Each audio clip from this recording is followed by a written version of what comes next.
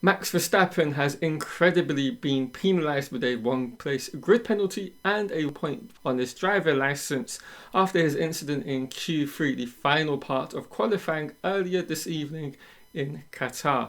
And this is all to do with the incident with George Russell that we saw on the main feed, when there was a moment of them nearly coming together when both incredibly are on a cooldown lap. And that is what I cannot fathom my head around. The fact that both of these drivers are not on a push lap, they're both on a cool down lap, they're both trying to get the tyres in the right preparation window respectively for each of them.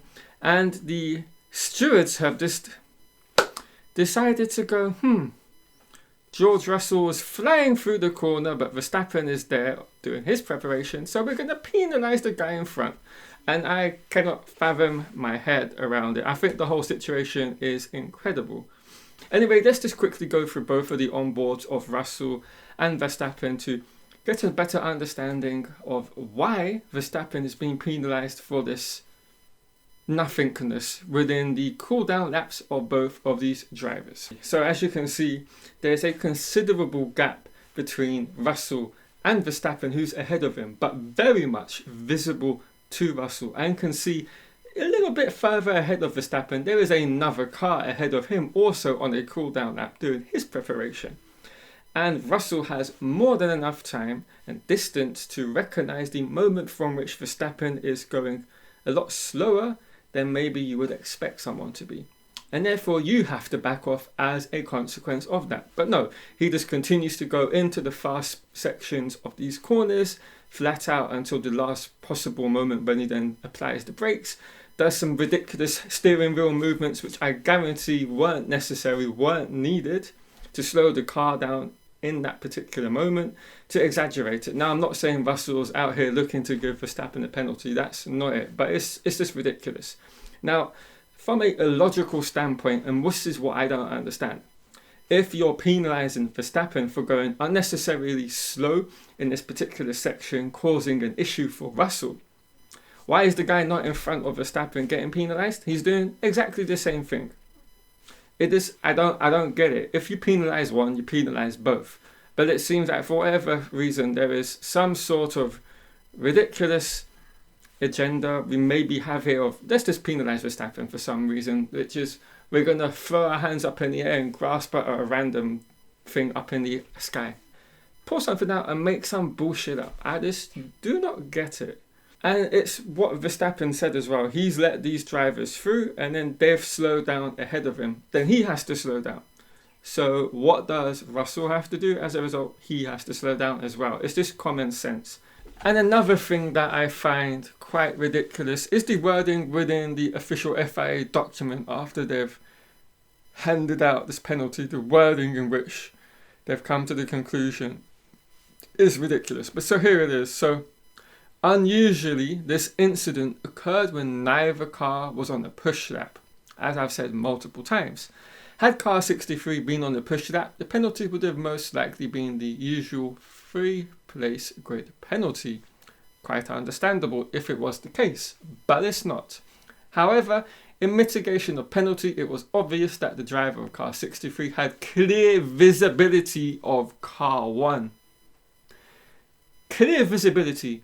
So they're saying this driver, George Russell, can clearly see what is happening ahead of him with Verstappen and has enough time to make all the decisions he wishes to make. And that neither car was on the push lap. So here we go.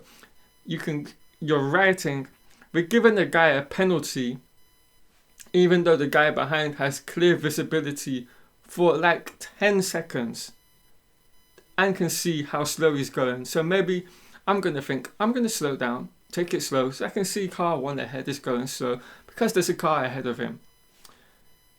The wording in here is just ridiculous. It doesn't make sense. They contradict themselves with the reasons they give the penalty for. I just don't understand it. Now, could you imagine if we're in a racing situation and all of this is going on and we're entering in a corner and you see all this unfolding and the driver behind, seeing all of this, just decides to fly in 150 miles an hour, even though he can see 2 corners ahead of him, there's a major crash. Who are you going to blame? You're going to blame the guy behind all of the drivers, because it is the guy behind that is in control of the situation ahead, particularly when you've got such a gap and you can see what is unfolding ahead of you. All of the other cars had no issue through there, so I just don't get this whole situation. And it's the same thing really for the final corner before the start of the back long pit straight. All of the cars are always backing up there and kind of just to the side of the racing line. So why would you not penalise all of them? They're doing exactly the same thing in a same situation in terms of the cornering speeds, and they get in the way of countless drivers throughout practice and qualifying. I just don't get it. It just doesn't make sense why you penalise just one person when there is multiple other instances and examples throughout qualifying, not only this year but the year before and the year before that. And no, this 1 year we're going to fire half of the FIA staff because we've got a donkey in charge at the top who doesn't know what he's doing. We're going to bring in some random bunch of amateurs that don't know how to steward here, quite obviously, and we get this ridiculous conclusion. And this is coming from someone that isn't a Verstappen fan, isn't a Red Bull fan. Hell, I'm not a Ferrari fan, even though I have a bloody flag in the background. So don't get the wrong idea here. I ain't got no agenda whatsoever with this.